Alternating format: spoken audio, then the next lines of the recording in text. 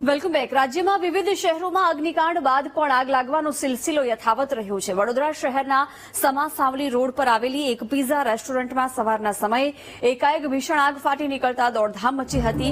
આ પિઝા રેસ્ટોરન્ટમાં લાગેલી આગ કોમ્પ્લેક્સમાં ઉપરના માળે આવેલી વિમેસ હોસ્પિટલ સુધી પ્રસરતા હોસ્પિટલમાં પણ દોડધામ મચી હતી। જો કે તુરંત જ ઘટના સ્થળે પહોંચેલી ફાયર બ્રિગેડે પાણીનો મારો ચલાવી આગ પર મહદઅંશે કાબુ મેળવી લીધો હોવાનું જાણવા મળ્યું છે। તેમજ રેસ્ટોરન્ટમાં મોટા ભાગનું ફર્નિચર બળીને ખાક થયું હતું, પરંતુ સદનસીબે સવારના સમયે રેસ્ટોરન્ટમાં કોઈ ગ્રાહકો નહીં હોવાથી મોટી જાનહાનિ ટળી છે।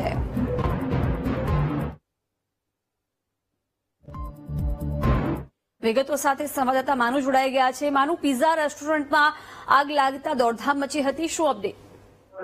જિજ્ઞાસા સમા સાવલી રોડ ઉપર આવેલી આ પિઝા રેસ્ટોરન્ટ છે। લગભગ 9:30 વાગ્યાના અરસામાં આગ લાગી હતી। આગના પગલે અફરાતફરી મચી હતી।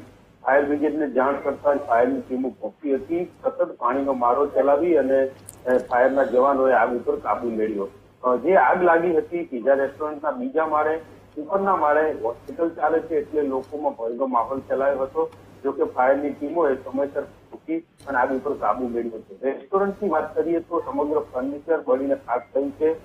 સંપૂર્ણ રેસ્ટોરન્ટ છે અત્યારે નાશ પામી છે આગના કારણે, અને અત્યારે આગ ઉપર કાબુ મેળવાયો છે। જી જીજ્ઞાસા। બિલકુલ માનુ, આભાર જાણકારી આપવા બદલ।